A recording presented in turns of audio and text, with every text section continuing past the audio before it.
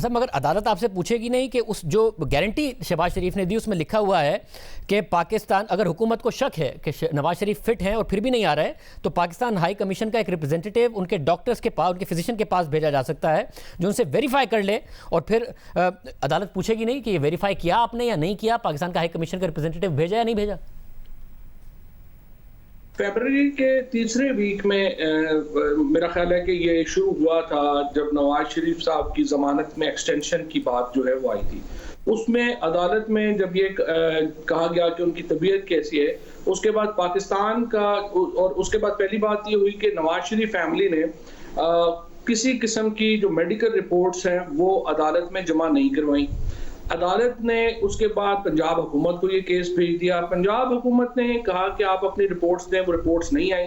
उसके बाद पाकिस्तान के हाई कमीशन को ये कहा गया कि वो देखें कि उनकी कैसी तबीयत है, और उनको एक्सेस नहीं दिया गया नवाज शरीफ साहब तक। और ये भी कहा गया कि उनके मालिक जो है वो भी डिस्कशन जो है वो नहीं करेंगे, क्योंकि आपको मालूम है कि बाहर की जो डॉक्टर्स हैं और कहीं के भी कोई डॉक्टर्स हैं, जब तक वर्षा इजाजत नहीं देते डॉक्टर को, वो ज़ाहिर है कम्युनिकेट नहीं करते। और पाकिस्तान के हाई कमीशन को शरीफ फैमिली की तरफ से रिफ्यूज कर दिया गया ये एक्सेस देना। अच्छा, जो आप कह रहे हैं अगर वो दुरुस्त है तो आपको शानदार मौका मिला और 6 महीने पंजाब हुकूमत ने कुछ नहीं किया, ये बात अदालत को जाके नहीं बताई। एक नादिर मौका था नवाज शरीफ को वापस लाने का। अदालत नहीं पूछेगी आपसे कि भाई क्या किया 6 महीने?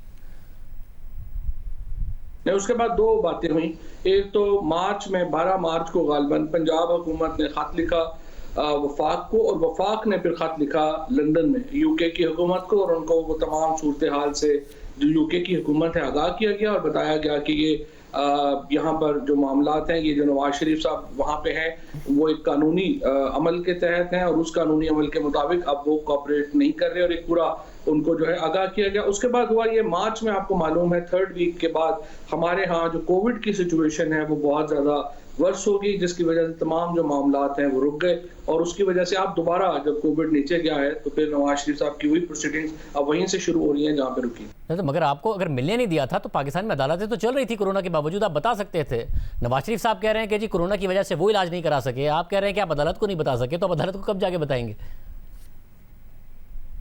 ये तो जैसे आज पंजाब हुकूमत को भी जो है ये बात उन्होंने अपनी प्रेस कॉन्फ्रेंस भी की है, और अब पंजाब हुकूमत को ज़ाहिर है जल्द अज जल्द अदालत से रब्ता करना चाहिए, और जो उसके मुताबिक मामलात हैं, शहजाद अकबर और फरूक नसीम साहब जो हैं उनको इसके ऊपर जो है वो उनकी स्ट्रेटजी भी वो बना रहे हैं, और इंशाल्लाह बड़ी जल्दी जो है वो ये मामला तय हो जाए। फवाद चौधरी के इस दावे पर साबिक वज़ीर आज़म नवाज शरीफ के बेटे हुसैन नवाज का रद्द-ए-अमल सामने आया है। उन्होंने हमारे नुमाइंदे से रब्ता किया है और बताया है कि फवाद चौधरी झूठ बोल रहे हैं, हमसे किसी ने बरतानिया में पाकिस्तानी सिफारत खाने की तरफ से रब्ता नहीं किया। हुसैन नवाज ने कहा कि हुकूमत तारीख बताए या कोई भी दस्तावेज दिखाए कि रब्ता किया गया। अगर ज़बानी रब्ता हुआ तो उस शख्स का नाम बताए जिसने रब्ता किया, और उस शख्स का भी नाम बताए जिससे रब्ता हुआ। हुसैन नवाज ने मजीद कहा कि आज भी हुकूमत बताए कि उसे कब बरतानवी डॉक्टर से नवाज शरीफ की ख़राब सेहत से मुताल्लिक तस्दीक चाहिए।